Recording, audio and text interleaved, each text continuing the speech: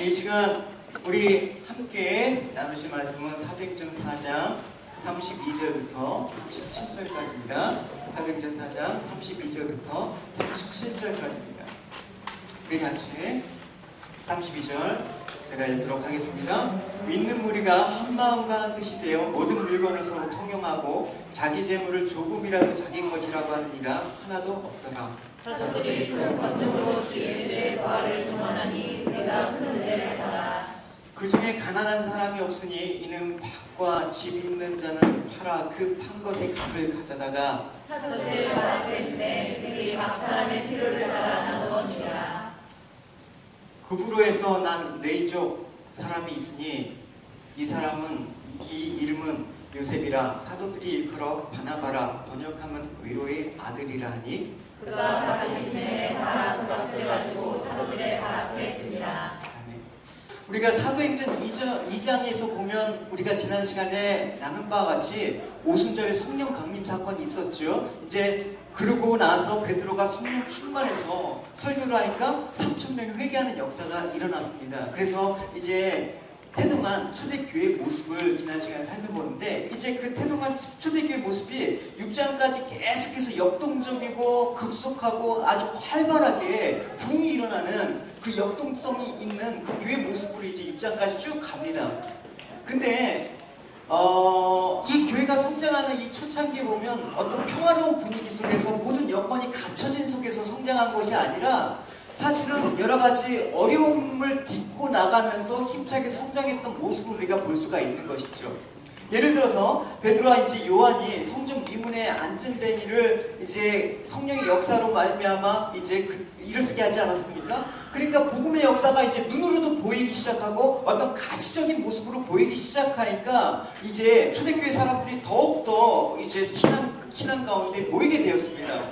근데 붕이 일어나면 이게 또 시험에 또 따르는 게 이걸 빌미로 해서 이제 사도들이 공권력에 의해서 체포가 되는 것이죠. 그래서 이제 두 차례나 체포를 받으면서 예수 그리스도의 도를 전하는 것에 대해서 금지하는 그런 위협을 그렇게 가하는 것입니다. 그리고 또 오늘 본문 다음에 일어난 사건이긴 하지만 아나니아와 삽비라 사건이 5장에 이제 대두가 되는 것입니다. 대두가 되는데 이제 어떤 불순종과 교회의 그 거룩함을 위협하는 그런 사건이 또 등장하죠. 그리고 또 이어서 구제를 중심으로 해서 이제 헬라파 유대인들과 히브리파 유대인들 간의 갈등이 불거져 나오면서 그렇게 교회에는 크고 작은 문제들이 이렇게 계속해서 불거집니다. 그러나 이 모든 장애를 불구하고 초대교회는 거침없이 성장을 합니다. 왜? 복음의 능력과 성령의 권능에 힘입어 교회는 성장을 하고 있는 것입니다. 오늘 본문은 이제 초대교회의 어떤 그 경제 생활에 대해서 얘기를 해주고 있습니다.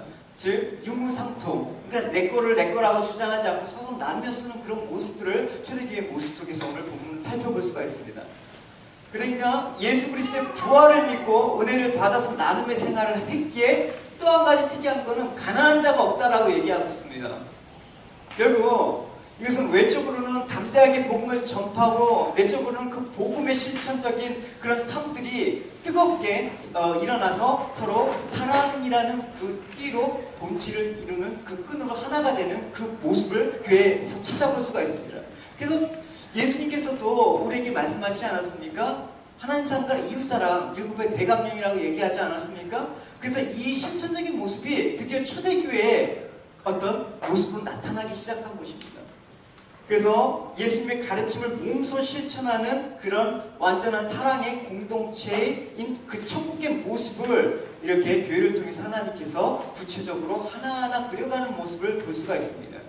그래서 오늘 이 내부적으로 일어나는 서로 유무상통하는 그 모습들, 초대교회 정말 한마음 한뜻으로 이렇게 초대교회가 하나가 되는 그런 모습들이 어떤 형태로 나타나는지 오늘 이 세 가지 내용으로 살펴보도록 하겠습니다. 처음에 초대교회에 이제 나타난 그 일들 중에 하나가 자기 소유에 대한 주장을 하지 않고 모든 것을 서로 나누었다라고 얘기를 하고 있습니다. 초대교회가 성령의 역사로 말미암아 3,000명, 5,000명 회개가 일어나고 믿는 무리가 늘어가고 이제 성전 미문에 앉아있던 사람들이 이 사람이 일어나는 어떤 표적과 기사가 일어나니까 유대교회 핍박이 시작하는 것입니다. 그래서 베드로와 요한이 투옥이 됩니다. 하지만 초대교회 성도들은 이 유대교회 핍박에 굴하지 않고 요동하지 않고 오히려 더욱더 주님을 의지하면서 복음 전파하기를 힘써서 실천하고 있는 것이죠. 바로 오늘 본문 바로 앞절에는 이렇게 시작하고 있습니다. 주여 이제도 그들의 위협함을 굽어보시옵소서. 또 종들로 하여금 담대히 하나님의 말씀을 전하게 하여 주시오며 손을 내밀어 병을 낫게 하시옵고 표적과 기사가 거룩한 종 예수의 이름으로 이루어지게 하옵소서. 이렇게 기도했단 말입니다. 그래서 이런 막 기도 가운데 초대교회는 이런 사항들을 더욱더 하나님 앞에 가져가고 더욱더 이걸 계기로 해서 한 마음과 한 뜻으로 연합하게 되었다라는 그 시작을 하고 있습니다. 32절을 보시면 믿는 무리가 한 마음과 한 뜻이 되었다라고 얘기하죠. 한 마음과 한 뜻은 무엇입니까? 단지 나랑 생각이 같아, 나랑 마음이 좀 맞아, 이런 거 갖고 우리가 한 마음 한 뜻이라고 얘기할까요? 그거는 여러분 다른 단체에서도 할 수가 있어요. 교회 아닌 또 학교나 직장에서도 얼마든지 한 마음 한 뜻으로 갈 수 있단 말입니다. 그런 개념이면. 그러나 교회에서 성경에서 말하는 한 마음과 한 뜻은 좀 더 다른 의미를 갖고 있어요. 교회란 무엇인가에 대한 그 본질적인 물음이기도 하고요. 고린도전서에서는 이렇게 얘기를 하고 있습니다. 여러분은 그리스도의 몸이며 여러분 한 사람 한 사람은 각 몸의 지체입니다라고 얘기하고 있단 말입니다. 우리가 지금 예수 그리스도를 주로 시인하며 이 자리에 모이지 않았습니까? 그렇다면 우리는 누구의 몸이다? 누구의 몸이다? 누구의 몸이다? 예수 그리스도의 몸이라는 것입니다. 그래서 예수 그리스도는 교회의 머리가 되신다고 했습니다. 그러니까 머리는 온 몸의 지체를 다스리고 주장하는 그 역할을 하는 것이죠. 쉽게 말하면 컨트롤 타워를 머리가 담당한단 말입니다. 그러니까 교회는 예수 그리스도의 피로 값을 주고 사신 자기의 몸이라는 것입니다.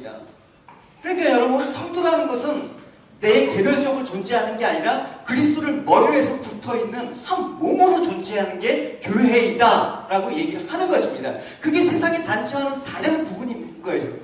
이 정확한 교회의 그 구분을 하지 못하 그러면 이거는 사교 클럽이 되는 거예요, 여러분. 이민사에 그냥 조금 위로하고 힘들고 교제하는 커뮤니티 클럽이 되는 겁니다. 그래서 안 되는 것입니다.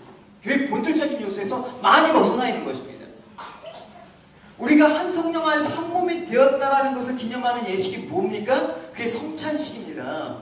우리가 성찬식 할 때 떡 떼고 포도주 마시고 그 행위 자체가 성찬식의 그 모습이지만 그건 특별한 의미가 있습니다.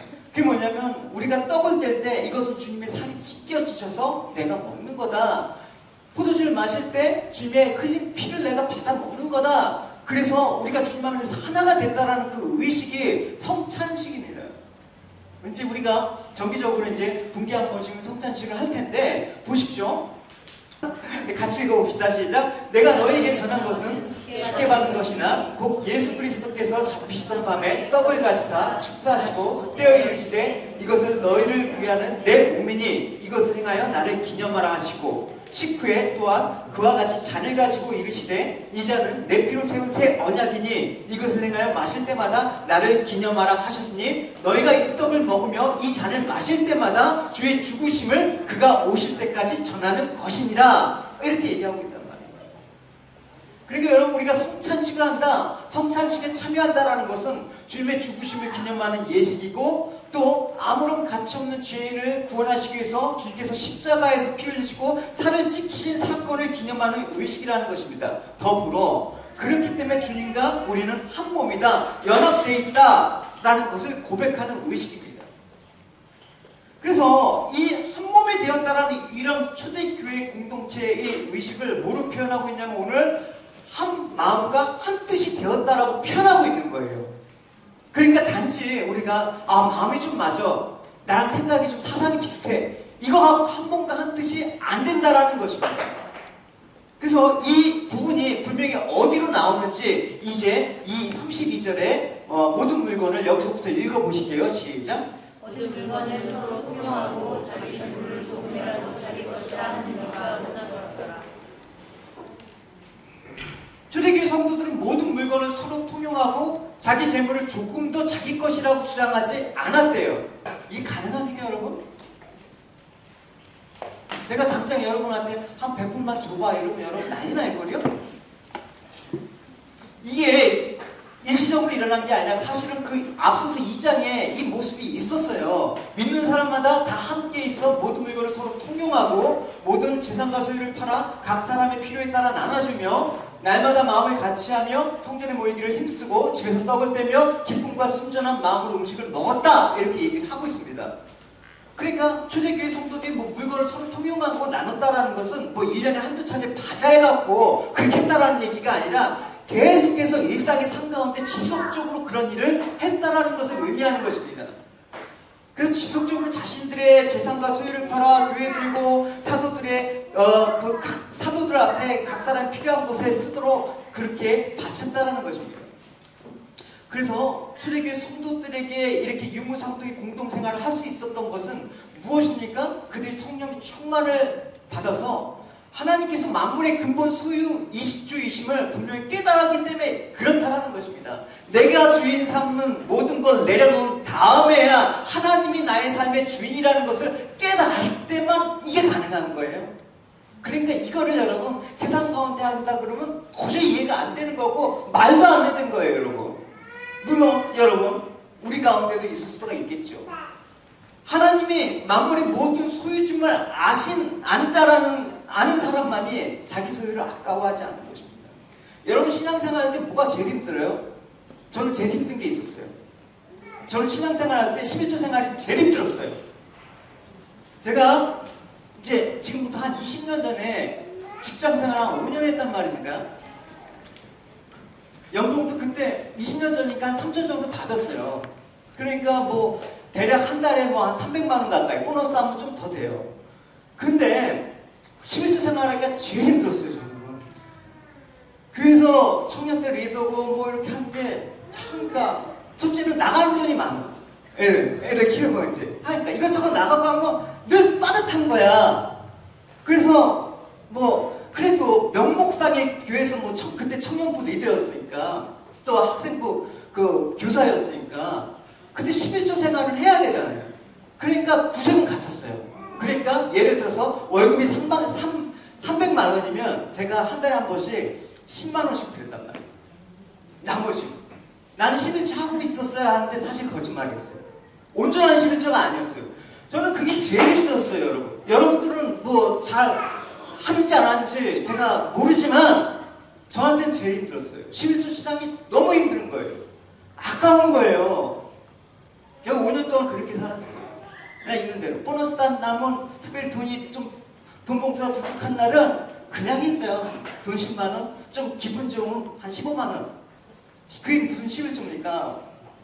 그래도 한 것처럼 이렇게 여기고 살았어요. 어쨌든 우여곡절 끝에 제가 호주에 왔단 말입니다. 제가 여러분 가운데 무용담처럼 얘기했던 거 여러분 기억나십니까? 딱 와서 다 정리하고 이제 하니까 이제 여기서 와인 차역하고 이제 딱 하니까 통장에 딱 15,000불 정도 남았더라고요. 그래갖고 15,000불을 제가 하나님께 드리고 저는 정말 하나님을 의지하면서 살겠습니다 하고 헌금을 드린 얘기 여러분 하지 않았습니까? 그게 저희 무용담인데 사실은 비하인드 스토리는 제가 믿음이 좋아서 드린 게 아니라 회개하는 마음으로 드렸어요. 하나님 앞에 5년 동안 제가 다 계산했어요. 하나님 앞에서 제가 온전치 못한 것들을 다 계산해 보니까 딱 그 금액이 나오는 거예요. 고민했죠. 근데 제가 호주에 와서는 정말 하나님 앞에 정직하게 한번 살아보고 싶다라는 도전이 들고 하나님 앞에 모든 걸 의지한다고 하는데 정말 내가 살림이 마련했고 새끼로 갈 여지가 있는지 여부를 한번 물어봤어요. 제 동기가 과연 그런가. 그래서 하나님 앞에 결정하고 갔어요. 왜냐면 이제 내 다음 주에 회계 보고도 해야 되고 그러니까 제가 어쩔 수 없이 하는 거예요. 제가 제 자랑 절대 하는 거 아니라고 여러분 얘기하고 싶습니다. 그래서 솔직히 저는 11조가 제일 힘들었어요. 신앙생활 때. 근데 하나님 앞에 출발을 그렇게 하고 내 자녀에게 정직해야겠다. 하나님 앞에 정직하지 않으면 내가 여기서 주를 위해 살겠다라는 거 뻥이 될 것이다. 환경만 되면 바뀔 것이다. 그래서 사실은 믿음이 좋아서 드린 게 아니라 제가 회개하기 위해서 하나님 앞에 정리하고 간 거예요. 그래서 저 예교는 1년 학교 늦게 들어갔어요. 그 돈에는 학비도 포함되어 있었던 거거든요. 어쨌든 저는 그렇습니다. 전 신앙생활할 때, 제가 직장생활하고 그럴 때 제일 힘든 게 11조 생활이었어요. 아까웠어요. 근데 교회는 그렇지 않다는 것입니다. 여러분 보십시오. 하나님께 예물을 드릴 때 다윗은 이런 고백을 합니다. 능력과 영광과 승리와 위엄은 다 주께 속하였으며 하늘과 땅에 있는 모든 것이 다 주의 것입니다. 여호와여 만물을 다스리는 주권이 주께 있습니다. 주와 존귀가 주께로부터 나오고 주가 만물을 다스리시며 주의 손에 능력과 권세가 있으니 사람이 위대하고 강하게 되는 것은 주의 손에 달려 있습니다. 하나님이여 우리가 주께 감사하고 주의 영광스러운 이름을 찬양합니다. 내가 내 백성을 실제로 주께 아무것도 드릴 힘이 없었는데 뭐라고 고백하십니까? 주께서 모든 것을 나에게 선물로 줬어. 주께 받은 것을 내가 주님께 드렸을 뿐입니다라고 고백하고 있다. 그러니까 이와 같은 모습이 오늘 초대교회 성도들 모습 가운데 나타났다는 말입니다. 그래서 32절에 보면 자기 재물을 조금이도 제 것이라고 여기는 이가 하나도 없었다라고 얘기하고 있습니다. 무슨 말입니까? 이기심이 사라졌다는 것입니다. 욕심이 없어졌다는 것입니다. 그동안 내 것이라고 했던 것이 이제는 더 이상 내 게 아닌 것처럼 여겨졌다는 것입니다. 그럼 누구의 것입니까? 우리의 것, 하나님의 것, 공동 개념으로 그렇게 소유 관념이 바뀌었다는 것입니다. 그래서 물질은 나만을 위해서 존재하는 거죠? 아닙니다. 함께 쓰라고 있는 것입니다. 모든 것이 함께 나누고 하나님께서 우리에게 주셨다는 그 개념을 갖고 간 게 초대교회의 모습이었다는 것입니다. 이게 정말 아름다운 생각이기도 하고 정말 어떻게 보면 정말 불가능할 것 같기도 해요. 우린 내 것이라는 개념이 너무나 강하죠. 내 것, 내 자식, 내 집, 항상 이런 것에 매여 있습니다. 뭐 이게 중요하지 않다라는 게 아니라 이것 때문에 하나님께 나가지 못하는 부분이 있다 그러면 안 된다는 것이죠. 우리가 얼마나 이기적인 생각에 놓입니까? 한번 반성해 봅시다. 물질 꽉 엉켜잡고 놓지 못하는 불쌍한 사람들 많이 있습니다. 어떤 사람 그 많은 걸 가지고 먹지도 입지도 못하고 그냥 세상을 떠나는 경우도 봤습니다. 여러분, 우리가 세상에서 해야 될 일이 얼마나 많습니까? 할 일이 없다고요? 과연 그렇습니까? 불과 1세기 전만 해도 정말 한국은 무지하고 가난하고 질병이 있었어요. 정말 한국 땅에 근데 수많은 이 호주를 비롯한 수많은 나라에서 복음을 들고 온 선교사님들이 그 가난과 무지와 질병을 싸우면서 복음을 증거했단 말입니다. 그 일을 위해서 교회가 그것을 물질적으로 감당했단 말입니다. 그 당시 교회가 큰 일을 감당하기 위해서 그 교회가 어떻게 했냐면 그 교인들이 그 헌납한 유산으로 했다고 얘기합니다. 성교 교회사에 보면. 그들이 죽을 때 자기의 재산을 다 놓고 죽습니다. 아니면 죽기 전에 이제 내가 얼마 정도면 살겠다는 것만 남겨놓고 다 미리. 여러분 페이건팝 가보셨죠? 드로레. 그 페이건팝도 개인 소유예요. 내가 국가를 위해서 지역 주문을 위해서 내놓겠다고 한 게 회가 그렇게 넓은 곳이 여러분 같으면 저 같으면 내놓겠습니까? 내 거지? 자손 만만으로 교회 물려주면서 이렇게 뭐 몇만 명이나 되는 교회 놓겠습니까? 피도 한 방울 안 섞인 사람이 와갖고 교회 하면 이 노다지를 어떻게 놔요? 그러니까 물려주는 거죠. 이렇게 변질돼가고 있는 거예요. 왜? 교회조차도 이 소유관념이 바뀌지 않으면 하나님을 통치하실 수가 없는 것입니다.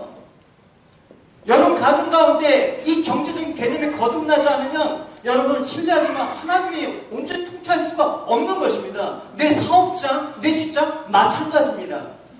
저는 뭐 경험을 했기 때문에 제 경험이나 얘기하는 것이죠. 가진 모든 소유의 근본도 하나님이 거고 우리가 그분의 소유를 잠시 맡아서 관리하는 청지기일 뿐입니다. 그러니까 우리 가진 것을 자기 것으로 생각해서는 안 되는 것입니다. 우리가 하나님 원하신다 그러면 언제든지 우리가 가진 거 하나님 것인데 돌려드릴 수 있는 그 마음으로 여러분 사셔야 되는 것입니다. 물론 우리의 생계를 위해서 재물을 사용할 수 있습니다. 그죠? 생계를 위해서 또 여러분들이 최소한의 어떤 것들을 영위하기 위해서 돈이 필요한 건 사실이에요. 그거를 여러분 뭐 부정하고 싶지 않고 나쁘다고 얘기하지 않습니다. 일꾼은 싹을 받을 권리가 있습니다. 저도 제 사례가 여러분 10년 동안 얼마였는지 아십니까? 궁금해 있어서 제가 그냥 오픈하는 거예요, 여러분. 뭐 숨길 것도 없고 가릴 것도 없고. 저는 10년 동안 교회에서 사례로 주에 600불 받아왔어요. 600불 받아서 매주 11조 감사하고 헌금하면서 하면 얼마 안 남아요. 불가능한 생활을 해왔어요. 많이 부족합니다. 그래서 뭐 하고 싶어도 제한인데 할 수가 없어요. 그래서 그냥 돈에 맞춰서 생활하는 게 익숙해졌기 때문에 그런 거예요. 제가 뭐 옷 잘 입고 다닌다고요? 제가 뭐 장비들이 좋다고요? 다 받은 거예요. 저희 집에 있는 것들 거의 다 저희들이 산 게 없고 다 받은 거예요. 하나님께서 주셨어요. 근데 저는 그냥 하나님께서 주셨다고 해갖고 뭐 엘리야가 뭐 까마귀처럼 막 물어다가 그런 식으로 뻥치고 싶진 않아요. 왜냐? 여러분들이 통용하고 여러분들이 도와주셨기 때문에 그런 거예요. 전 여러분 덕분에 살았어요. 여러분들이 섬겨주셔서 살았어요. 지금도 그러고 있어요. 부족할 때마다 신기하게 여러분들을 통해서 하나님께서 공급해 주시더라고요. 그러니까 저는 여러분들이 되게 소중한 거예요. 제가 무슨 돈이 있어갖고 뭐 비행기 타고 신방을 다닙니까? 그런 여러분 럭셔리한 목사 있습니까? 신부가한테 뭐 비행기 타고 다녀. 여러분들이 주셨잖아요. 물론 하나님께서 감동을 주셔서 그 돈으로 하는 거예요. 제가 돈이 있어서 하는 게 아니에요. 그렇지만 그렇게 살아가니까 내 삶은 더 풍족해져. 그냥 내가 내 예산에 맞춰서 이렇게 살아갔으면 못 감당했어요. 첫째가 어떻게 학교 사립을 보냈어요? 어떻게 어떻게 감당이 안 되는 거예요. 뭐 지난주에는 작년부터는 큰애가 이제 나이가 돼갖고 센터링크에서 패밀리 베네피트 한 명이 또 끊어갖고 저희는 또 예산을 줄였어야 돼요. 그래서 제가 밖에서 커피도 안 먹는 거예요. 부찬 얘기 같지만.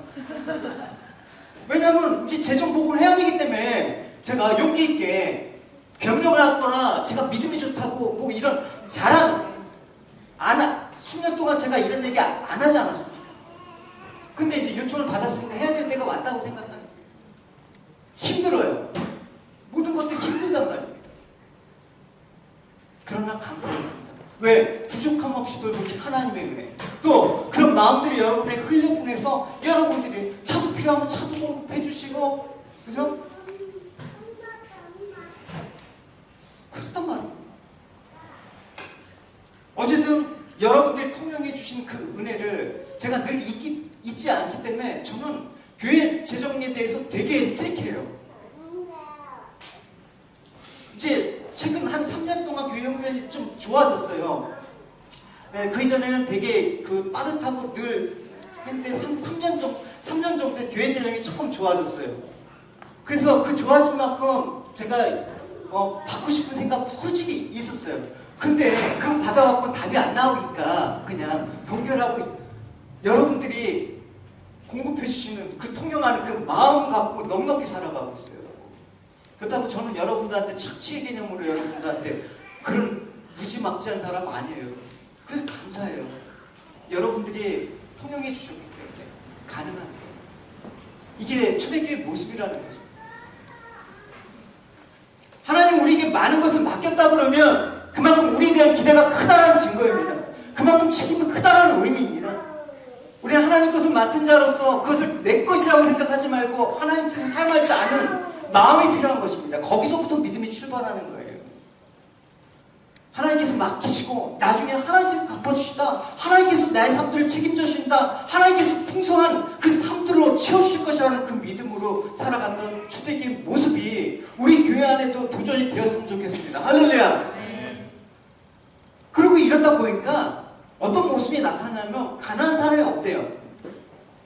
오늘 33절에 보니까 초대교회 사도들이 그 사역의 내용이 나오는데 주 예수 그리스도의 부활을 증거했다고 얘기합니다. 복음을 증거한 것이죠. 우리 33절을 읽어봅시다. 시작. 사도들이 큰 권능으로 주 예수의 부활을 증언하니 우리가 큰 은혜를 받아. 여기서 증언하다라는 이 그 헬라어 아포디도미는 뭐냐면 사실은 되돌려 갚다, 보상하다예요. 그러니까 증언을 되돌려 갚다라는 의미예요. 그러니까 사도들이 복음을 증거함에 있어서 빚진 자, 내가 하나님으로부터 큰 사랑의 빛을 지었다라는 그 빚진 자의 심정으로 복음을 전했다라는 것입니다. 그러니까 오늘 이 복음 증거의 사명을 받는 우리가 지녀야 될 마음이 바로 이것이라는 것입니다. 우리 모두는 주님께 갖기 어려운 큰 은혜의 빛을 진 자들입니다. 과거 우리는 죄로 말미암아 영원한 형벌에 처할 수밖에 없었습니다. 그런데 주님께서 우리를 대신해서 십자가에 죽어 지으심으로 우리를 영벌의 심판에서 건지셨으며 천국의 복을 누리게 하셨습니다. 얼마나 큰 은혜, 너무나 후하고 감이 안 와요. 우리의 능력으로 도저히 갚을 수 없는 이 큰 은혜의 빛을 주님께 진 것입니다. 누가 나를 위해서 목숨을 내놓고 건져줬다고 생각해 보십시오. 이게 와닿습니까? 근데 초대교회 성도들은 모두가 이런 마음, 내가 정말 주님께 빚진 자라는 이런 마음을 가졌다는 것입니다. 그래서 사도 바울은 단적으로 이렇게 고백하고 있습니다. 헬라인이나 야만인이나 지혜 있는 자나 어리석은 자들에게 내가 다 뭐라? 빚진 자다. 이렇게 얘기하는 거예요. 빚진 자. 나 받을 것만 있어. 이런 사람은 여러분 복음의 은혜가 뭔지 모르고 항상 빚진 자 의식을 갖고 살아야 돼요. 그래서 오늘 말씀에 그 빚진 자의 모습이 이렇게 나타나는 거예요. 가난한 사람이 없으니 우리 34절에 읽어봅시다. 시작. 그중에 가난한 사람이 없으니 누가 돌아와 주님을 찾는 자라 한 곳에 밭을 가져다가. 믿음은 절대 개인적인 문제가 아닙니다. 개인적인 문제로 끝나는 게 아닙니다. 우리가 항상 강조하죠. 하나님과 나와 일대일 관계를 되게 강조하죠. 그게 믿음의 전부가 아니라는 것입니다. 믿음에 대해서 우리가 오해하고 있습니다. 믿음은 나와 하나님 관계로만 끝나지 않습니다. 절대. 그래서 많은 사람들이 내가 개인적으로 종교적인 행동을 하면 믿음이 좋다라고 생각해요. 예를 들어서 내가 말씀을 많이 보고 묵상하고 기도 많이 하면 믿음이 좋은 사람이다 라고 착각하고 인정을 해버린단 말입니다. 물론 중요하죠. 개인의 경건 생활은 기본이니까 하라고 얘기할 필요도 없는 거예요. 하지만 우리가 믿음으로 산다고 했을 때는 이것이 하나님과의 관계로 끝나는 것이 아니라 이웃과의 관계로 확대돼야 된다는 것입니다. 요한 1서에 이렇게 얘기하고 있습니다. 누구든지 하나님을 사랑하느라고 그 형제를 미워하면 이는 거짓말을 한 자니 보는 바 그 형제를 사랑하지 아니하는 자는 보지 못하는 바 하나님을 사랑할 수 없느니라. 그러니까 보이는 형제도 사랑하지 못하는 게 어떻게 보이는 하나님을 사랑한다고 그러냐? 거짓말이다. 너무나 적나라하게 얘기하는 거예요. 우리가 이 계명을 주께 받았으니 하나님을 사랑하는 자는 또한 그 형제를 사랑하게 돼 있다. 이게 바로 믿음의 관계라는 것입니다. 그러니까 여러분, 내가 다른 진짜 관계 안 하고 나 혼자 믿음 좋은 척하고 그럼 말이 안 되는 거예요, 여러분.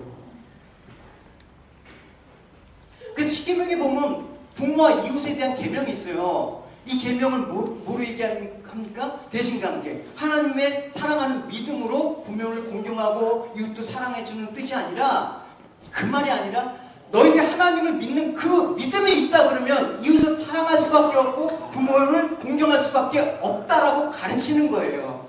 하나님과의 그 믿음의 관계에 있어서 우리가 자꾸만 이 수평적인 이웃과의 관계를 등한시한다 그러면 거짓말이라는 거예요. 누가복음에 보면 한 율법사가 나오죠. 주님 앞에, 주님, 내가 무엇을 하여야 영생을 얻겠습니까? 라고 질문합니다. 근데 주님께서 이 질문에 대해서 직접적인 답을 주시는 대신에 역질문을 하시죠. 저는 이런 거 참 좋아요. 주님이 무엇을 하여야 영생을 얻겠습니까? 그러니까 이 주님께서 너는 율법에 무엇이라고 기록되어 있는지 읽어봤느냐? 라고 하니까 그 율법사가 정답을 얘기하는 거예요. 성경을 참 많이 읽었어요. 그래서 율법사가 묻자 대답합니다. 정답을 얘기해요. 내 마음을 다하고, 율법에 기록되어 있는데 내 마음을 다하고 목숨을 다하고 힘을 다하고 뜻을 다하여 주 너희 하나님을 사랑하고 또한 내 이웃을 내 자신같이 사랑하라고 쓰여 있습니다. 그러니까 예수님께서 맞아, 이를 행하라, 그러면 하리라. 영생을 구했으니까 영생을 얻으리라, 이렇게 얘기할 수가 있습니다. 아유, 내 하나님 사랑하고 이웃 사랑하는데 영생하고 무슨 관계 있습니까? 율법사가 이제 이 말을 하니까 그럼 내 이웃은 누구겠습니까? 라고 물어요. 내 이웃은 누가 되겠습니까? 그러니까 주님께서 이 말씀을 하시고 바로 강도 만나서 죽어가는 사마리아인의 비유를 하시는 거예요, 여러분. 이 비유를 놓고 여러분 단순히 여러분 그냥 불쌍한 사람 도와주자 이렇게 얘기해서는 안 되는 거예요. 여러분 한번 보십시다. 같이 교도합시다. 예수께서 대답하여 이르시되 어떤 사람이 예루살렘에서 여리고로 내려가다가 강도를 만나매 강도들이 그 옷을 벗기고 때려 거의 죽은 것을 버리고 갔더라.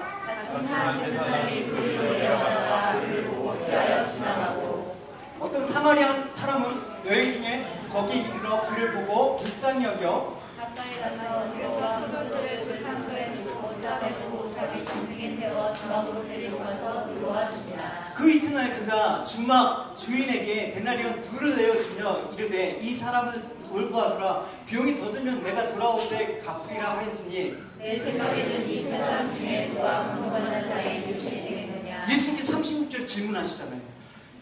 율법사가 이렇게 물어봤거든요. 누가 내 이웃입니까? 라고 물어봤는데 주님께서는 어떻게 얘기했냐면 누가 강도 만난 자의 이웃이 되겠느냐. 이웃의 개념이 다르죠. 이웃이라고 생각하면 나에게 호감을 주고 나한테 호의를 베푸고 나한테 좀 잘 대해준 사람 우리는 대체적으로 이웃이라고 얘기합니다. 그러나 누가 강도 만난 자의 이웃이 될 수 있냐고 물어본 것은 나에게 호의를 베푸는 자가 이웃이 아니라 나의 사람을 필요한 자가 이웃이라 너희 이웃이야 라고 얘기하는 것입니다.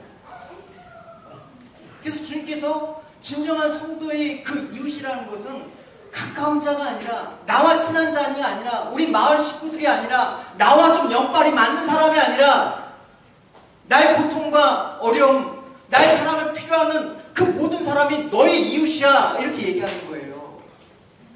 나랑 맞지 않으면 여러분 되게 하잖아요. 교회에서 보면 끼리끼리 어울리잖아요, 여러분. 그래서는 안 되는 거예요, 여러분.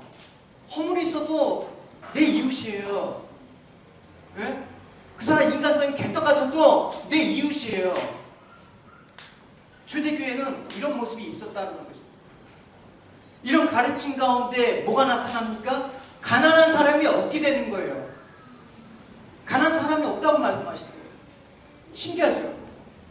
우리 교회도 가난한 사람이 없었으면 좋겠습니다. 할렐루야? 저들은 한마음과 뜻이 되어서 예수 그리스도께 빚진 마음으로 충성하고 모두가 그리스도 안에 있는 지체의식을 갖고 있었습니다. 그리스도가 머리니까 내가 손이면 저 지체는 발이 되는 거고 내가 눈이면 저 지체는 귀가 되어서 같이 보고 듣고 하나님 말씀에 순종하는 그 모습이 교회에 나타나야 되는 것이죠. 이게 교회, 이게 유기적인 교회. 그래서 교회는 자라간다라고 얘기하죠. 건물이 커진다, 그런 개념이 아니라 자라간다, 생명체로 얘기하는 거예요. 그게 교회죠. 그러니까 내가 아프면 저 사람도 아픈 사람이야. 저 사람이 아프면 나도 아픔을 느껴야 되는 거예요. 내가 배고프면 저 사람도 배고픔, 저 사람 배고프면 내가 배고파야 되는 거예요. 한 마음을 지닌다라는 게 이렇습니다. 같이 느껴지는 거. 그래서 제가 탄자니아 갈 때 탄자니아 사람들이 시키아란 말 했잖아요. 걔네들은 느낀다, feel이라는 단어가 없어야 해. 내가 배고픔을 느끼다가 아니라 feel하고 listen to 같은 의미예요. 나 배고파 이러면 그냥 느끼는 거예요. 그게 한 단어로 시키아라는 단어로 써요. 내 지체가 괴롭다 그러면 여러분 그 괴로움이 느껴지십니까? 힘들다 그럴 때 그 힘듦이 느껴지십니까? 그러면 여러분은 그들의 이웃입니다. 우리가 한 하나님 아버지 안에서 형제가 되는 것입니다. 우리가 형제 자매가 되었습니다. 하나님 가정에서 한 가족 구성원이 되었습니다. 절대로 남남일 수가 없습니다. 교회란 바로 이러한 의미를 갖고 있는 것입니다. 믿는 무리 중에 가난한 자가 없다는 것은 있는 것을 판 것을 가지고 그것을 필요에 따라 나누셨기 때문에 그렇죠.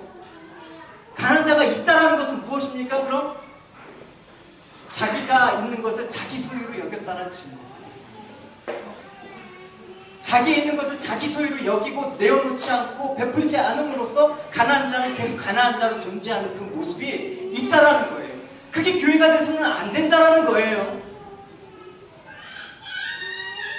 믿음으로 살아가지 않다라는 증거이기도 합니다. 이렇게 볼 때 가난한 자는 우연히 저 사람, 우리가 가난한 자는 어떻게 평가합니까? 아우 게을러, 무능력해, 학벌이 좀 떨어져, 뭐 이런 식으로 그 사람이 가난한 이유를 하는데 그게 아니에요. 성경적으로 보면 저 사람은 나에게 하나님의 믿음의 증거로 보내준 사람이에요. 그러니까 저 사람 우연히 있는 게 아니라 내 믿음을 인해서 하나님이 우리 주변에 있게 하시면 어떻게 바라봐야 됩니까? 신명기 봅시다. 같이 읽어갑시다.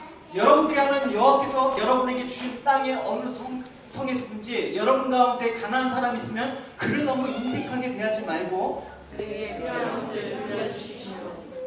빚이 면제되는 해가 가까워졌다고 해서 악한 마음을 품고 가난한 사람에게 빌려주는 것을 거절하지 마십시오. 여러분들이 만일 몰인정하게 아무것도 빌려주지 않는다면 그가 여러분에 대해서 여호와께 호소할 것이며 그것이 여호와께 죄가 될 것입니다. 여러분은 나는 주와가지고 인색한 마음을 품지 마십시오. 그러면 여러분은 하나님 여호와께서 여러분이 하는 모든 일을 보고 주실 것입니다. 11절을 보면 이렇죠. 여러분 중에는 언제나 가난한 사람이 있기 때문에 마련입니다. 그래서 내가 여러분에게 가난한 사람을 아낌없이 도와주라고 명령하는 것입니다. 그래서 본문 말씀대로 한다 그러면 우리 곁에 가난한 자가 가난한 채로 지낸다면 그거는 내 책임이기도 해요. 내 것을 내 것이라고 주장하고 내어놓기 거부하는 그런 마음들이 팽배할 때 하나님께서 우리 주변에 보내주신 가난한 자는 계속 가난할 수밖에 없다라는 것입니다. 물론 오늘 본문은 뭐 직접적으로 우리가 초대교회에 사는 것처럼 너희도 있는 것을 팔아라 나눠라 실질적인 요구로만 받아들일 수가 없습니다. 사실 적용하는데 무리는 있습니다. 그죠? 그럼 공산주의가 되는 거죠. 그럼 이단이 되는 거죠. 여러분의 소유를 나름대로 존중해줘야죠. 근데 이게 중요한 게 아니라 근본적으로 이 마음 가운데 이 가난한 자를 바라보는 시선과 이들의 존재의 의미를 우리가 우리의 믿음으로 비춰봐야 된다는 게 포커스예요. 우리는 과연 믿음으로 살아가고 있는가 묻는 말씀으로 받아들여야 되는 것이죠. 신명기 15장 4절에서 5절은 내가 만약 내 하나님 여호와의 말씀만 듣고 내가 오늘 내게 내리는 명령을 다 집행하면 내 하나님 여호와께서 내게 주신 기업의 땅에서 내가 반드시 복을 받으리. 너희 중에 가난한 자가 없으리라. 어떻게 합니까? 말씀을 듣고 행할 때 가난한 자가 없다. 그러면 이 가난한 자의 유무는 뭐입니까? 내가 말씀을 듣고 행했느냐 안 했느냐로 귀결되는 거예요. 내 하나님 믿음에 관련이 돼 있는 거예요. 우리가 교회를 구제로만 생각하면 구제단체 많잖아요. 교회보다 더 구제를 훌륭하게 하는 NGO들 많잖아요. 그것과도 우리는 구별을 할 수가 있어야 되죠. 그죠? 그래서 분명 하나님 말씀을 듣고 우리가 그 은혜에 감격해서 산다 그러면 가난한 사람이 없어야지 되는 거예요. 사실 그럼 보십시오. 내가 정말 부자입니다. 근데 내가 부자라고 정말 복을 받은 사람 맞습니까? 내 눈에 가난한 사람이 안 보여야 되는 것입니다. 내 주변에 가난한 자가 없어야 진정한 부자예요. 내 친척 가운데 굶는 사람이 없어야 되는 것입니다.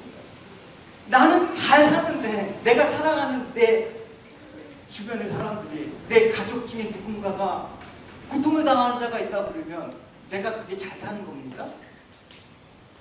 그게 자기 소유 중심으로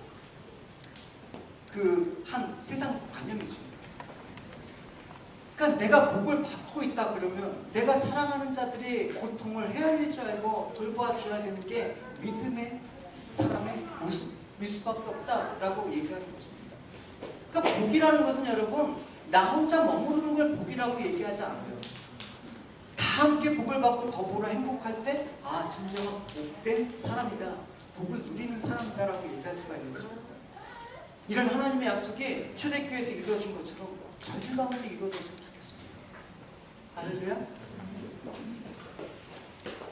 이제 초대교회 성도들이 이제 모습을 보면 이들이 다 유무상통을 하는데 자기 이름으로 하지 않고 그리스도 이름으로 해요.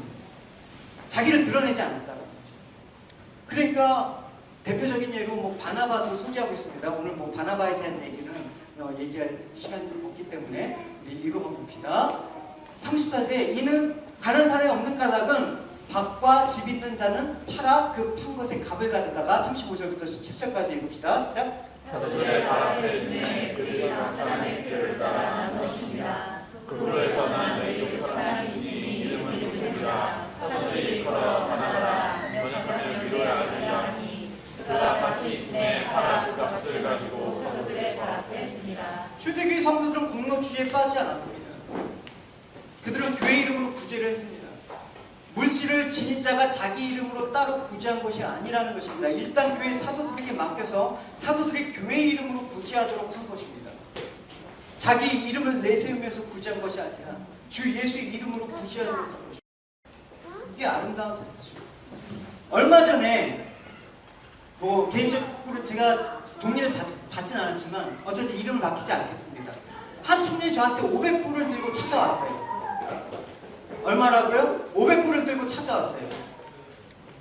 돈의 금액이 중요한 게 아니라 예찬이 수술을 위해서 좀 쓰였으면 좋겠다, 보탬이 되었으면 좋겠다라고 저한테 전달해달라고 갖고 왔단 말이에요. 청년이에요. 그래서 제가 얘기했어요. 직접 전달해줘라. 그러면 더 좋아하고 격려가 되고 힘이 될 거야. 직접 전달해주는 게 어떻겠냐 하니까 그 자체가 내 이름이 드러나지 않았으면 좋겠대요. 되게 아름다운 고백 아닙니까? 전 속으로 네가 나보다 낫다. 나 같으면 내 거 선택했을 거다. 내가 도와줬지? 그래서 보탬이 됐지? 뭐 그런 고백을 하더라고요. 참 귀한 고백 아닙니까? 아, 우리 교회도 이렇게 믿음 있는 지체들이 많구나라는 생각을 다시 한번 했어요. 구제나 봉헌이 자칫하면 공로주의에 빠지기 쉽다라는 것입니다. 내가 이렇게 선한 일을 했다라고 생각하기 쉽습니다. 그래서 자기 이름을 높임을 받고 내가 믿음이 좋은 것처럼 여김을 받고 사회적으로 명예를 받고 교회에서 칭송받기를 좋아하는 자가 되어버리는 것입니다. 그 얘기가, 그 경고가 바로 다음 절에 보면 5장에 보면 아나니아 삽비라 얘기예요. 이런 사람들은 주님이 지적하는 외식하는 자들이에요. 순수한 동기로 구제하고 봉헌하는 것이 아니라 자기 이름을 나팔면서 위선적으로 하는 자들이 되기가 쉽기 때문에 주님께서 이런 경고를 하셨죠. 사람에게 보이려고 그들 앞에서 너희 위를 행하지 않도록 주의하라. 그래야 하지 아니하면 하늘에 계신 너희 아버지께 상을 받지 못하리라. 그러므로 구제할 때 외식하는 자가 사람들에게서 영광을 받으려고 회당과 거리에서 하는 것 같이 너희 앞에 나팔을 불지 말라. 진실로 너희에게 이르노니 그들은 자기 상을 이미 받았느니라. 너는 구제할 때 오른손이 하는 것을 왼손이 모르게 하며 내 구제함을 은밀하게 하라. 은밀한 중에 보시는 너희 아버지께서 갚으시리라. 우리는 우리의 이름이 아니라 주님의 이름으로 교회가 구제하고 또 봉헌하며 섬겨야 될 것입니다. 물론 교회 봉헌하는 것 외에 개인적으로 얼마든지 구제할 수가 있죠. 그때도 교회 이름으로, 주님의 이름으로 상대방이 인식할 수 있어야 돼요. 그래서 교회 이름으로, 주님의 이름으로 상대방이 인식을 해야지, 그래야지 하나님께 영광이 돌아가는 거예요.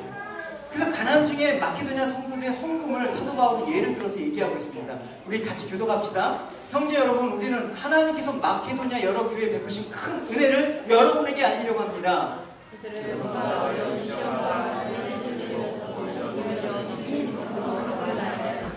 나는 그들이 힘껏 헌금했을 뿐만 아니라 오히려 힘에 겹도록 헌금했다고 자신있게 말할 수 있습니다. 그들은 예루살렘에 있는 성도들을 돕는 일에 참여하게 해달라고 우리에게 여러 차례 부탁했습니다. 그들은 우리의 기대 이상으로 먼저 자신들을 주님께 맞추고 또한 하나님의 뜻에 따라서 우리에게 헌신했습니다. 교회의 이름으로 했다. 그러니까 우리가 헌금을 하던, 구제를 하건, 형제 사랑을 실천하건 무엇이 드러나야 됩니까? 그리스도가 드러나야 됩니다. 그리스도. 제가 여러분 11주 했다고 누가 11주하고 안 하고 일일이 호명 안 하지 않았습니까? 10년 동안. 주보 일일이 누가 11주하고 안 하고 제가 적어놓지 않지 않았습니까? 본질은 그게 아니기 때문에. 헌금 바구니 돌면서 부담 주지 않았지 않았습니까? 여러분, 우리 교회 여러분 부담 없이 생활할 수 있어요. 제가 그런 거 강요 안 하기 때문에. 그러나 중요한 것은 무엇입니까?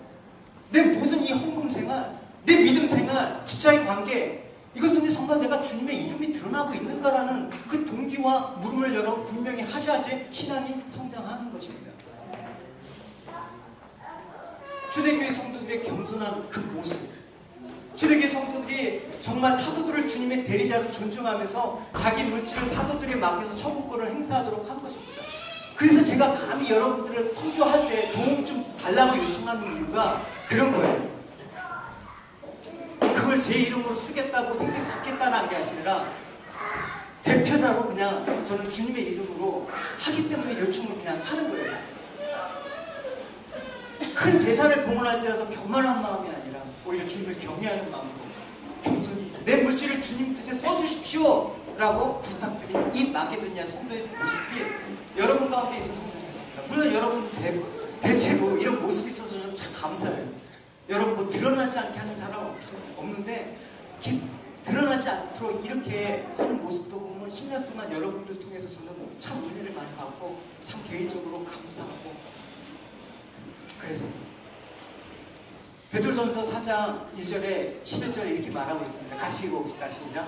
만일 누가 말하면 하나님의 말씀을 하는 것 같지 않고 누가 봉사하면 하나님이 구속하신 힘으로 하는 것 같지 않아. 이는 범사의 예수 그리스도로 말미암아 하나님의 영광을 받으시려 하나니 그의 영광과 공의의 세세의 무관으로 옮기리라. 예, 물론 은혜를 얻는 자들이 자기 것을 팔아서 사도들의 발 앞에 두었다고 말하니까 이 말씀을 되게 이용을 많이 하잖아요.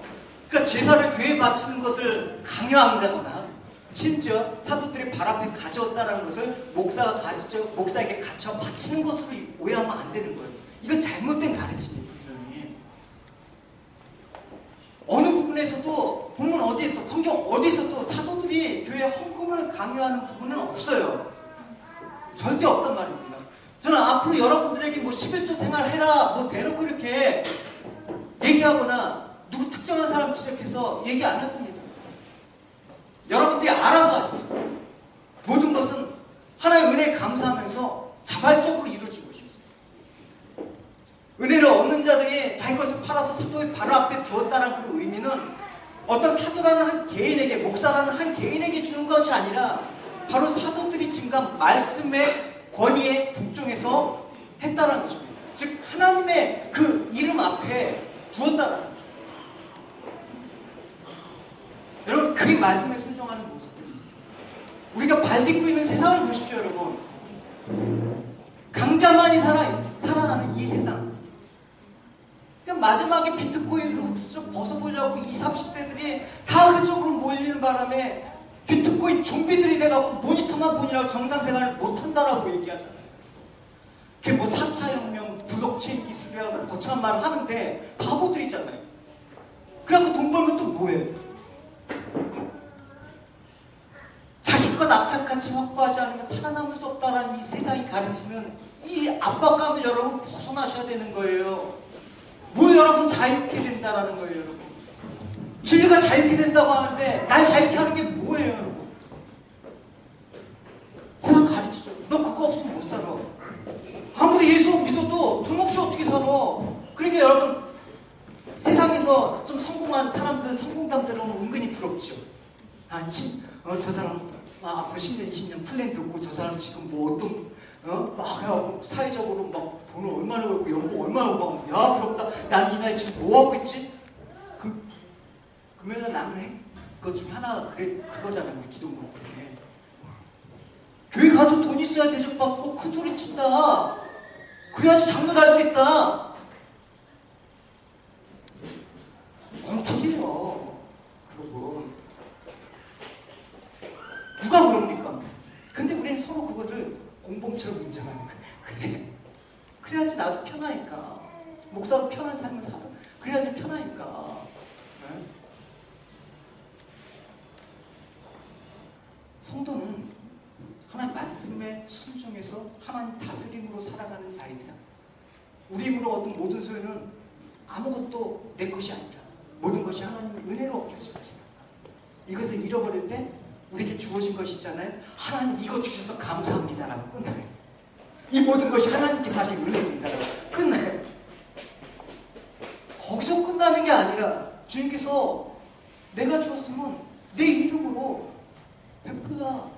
그게 오늘 초대교회의 핵심의 메시지예요. 디모데전서 6장 17절에서 18절을 이렇게 얘기하고 있어요. 내가 이 세대 부한 자들에게 명하여 마음을 높이지 말고 정함이 없는 재물에 소망을 두지 말고 오직 우리에게 모든 것을 후히 주사 누리게 하시는 하나님께 두며 선을 행하며 선한 사업을 많이 하고 나누어주기를 좋아하며 너그러운 자가 되게 하라. 저는 여러분들에게 믿음의 사람은 가난하게 살아야만 된다고 얘기하고 싶지는 않습니다. 여러분 중에 부자도 나와야 돼요. 사업해갖고 성공한 사람도 나와야 돼요. 교육에 진출해서 정말 교육에 나와야 돼요. 그러나 그게 중요한 게 아니라 여러분들이 정말 이 땅에서 부유한 그 삶을 살 수만 있다면 그렇게 하길 원하는데 그 비결은 내 소유에 있지 않아요. 오늘 말씀과 디모데전서 8장에 보면 선을 행하고 선한 사업을 많이 하고 나눠주기를 좋아하고 너그러운 자가 되면 하나님께서 후히 주신대요. 왜? 이것이 진정이 부유하게 되는 까닭은 주님께서 이렇게 말씀하셨어요. 그게 나한테 한 것이다. 그게 가난한 자에게 한 것이 나한테 한 것이다. 다시 읽어봅시다. 시작.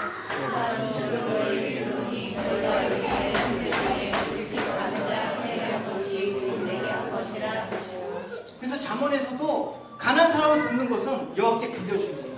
내가 뭘 빌려줬다라는 거는 받을 게 있다라는 거 아니에요? 하나님께서 그렇게 여기신대요. 하나님 거심에도 불구하고. 참, 믿음 생활이라는 게 이렇게 복된 거예요. 여호와께서 그의 선행을 반드시 갚아주실 것이다. 여러분, 이 같은 말씀을 헌금하라고 강요해서는 여러분 믿음이 안 자라는 거예요. 바치면 복 받는다, 복 받을 행위를 해야지 복을 받는다, 이런 유치한 의미로 가르쳐서도 안 되는 거예요, 여러분. 그건 잘못 가르치는 거예요. 잘못된 거예요. 다만 제가 오늘 여기서 여러분들에게 얘기하고 싶은 거는 이 물질에 대해서 한없이 연약한 우리 자신을 제가 아주 부끄러운 5점을 여러분 공개한 거예요. 제가 목사로서 제가 직장생활 5년 동안 11주 생활 제대로 안 했다는 거 친구예요. 회개했다고 해도 가리고 싶은 부분들이란 말이에요. 내 좋은 것만 보여주고 싶은 그 마음이란, 내가 믿음으로 그렇게 순종했어. 너희들도 그렇게 하고 싶었지만 하나님께서 기도 가운데 오픈하라고 얘기하셨기 때문에 그냥 제 부끄러운 과거 험을 그냥 오픈하려고 그렇게 한 거예요. 어쨌든 이 물질에 대해서 여러분 연약함들을 보시고 도전을 하십시오. 우리가 죽은 자였지만 가장 귀한 새 생명을 주시고 부유한 자로 가난하게 되신 것은 많은 사람들을 부유케 하신 예수 그리스도가 드러나기를 원하시는 그 일이다. 여러분 삶이 하나님의 은혜가 풍성하고 차고 넘쳐서 교회 안에서 이웃에게 복음이 필요한 곳에 잘 흘러가기를 축원합니다. 말씀을 맺도록 하겠습니다. 오늘 이름에서 우리는 주님께서 십자가에 승리하시고 부활에 승리하셔서 성령을 주심으로 확실하게 자기 백성을 구하여 내셔서 이제 하나님 나라는 이런 것이다라는 것을 교회를 통해서 보여주십니다. 천국 가면 부자 가난한 자가 있겠습니까? 천국 가면 여러분 이 땅에서 행한 일 같고 어떤 사람 천국 갔죠. 금으로 된 집에 3층 집에 살고 어떤 사람은 초가집에 살고 그러니까 하나님께 많이 바쳐. 이런 엉터리 천국 감정 여러분 듣지 마십시오. 여러분. 어쨌든 그 예로 교회로 부름받은 자들은 이제 더 이상 과거의 삶의 방향과 가치를 주장하지 않는 것입니다. 성령이 임재하기 전에 모든 것이 나를 위해서 존재해야 됩니다. 내 것도 내 거, 당신 것도 내 거. 그러면서 사는 거예요. 그러나 이제는 그게 그런 옛사람이 죽었다라는, 십자가에 이미 못 박혀 죽었다라는 것입니다. 그러니까 나의 것이 없다라는 것입니다. 그 모든 것이 은혜로 말미암아 주어진 것이라는 것입니다. 그 은혜에 대한 감격, 그 은혜에 대한 응답이 오늘 자기의 소유를 주장하지 않고 서로 나누고 가난한 자 없는 아름다운 일을 이루게 된 것입니다. 저는 여러분들이 단지 헌금 많이 하고 여러분 신앙생활 잘 똑바로 하려면 여러분 신앙생활 똑바로 해라 이렇게 여러분 얘기하고 싶지 않습니다. 여러분 한 사람 한 사람 주대교인이 가졌던 이 마음이 뭔지 여러분 잘 묵상하시고 올해 안에 이 도전을 여러분 받으시고 은혜가 있을 때 그런 은혜가 있을 때 예담교회는 한 마음과 한 뜻으로 이 주대교회 아름다운 공동체의 모습을 보여줄 수가 있을 것입니다. 할렐루야. 우리 같이 찬양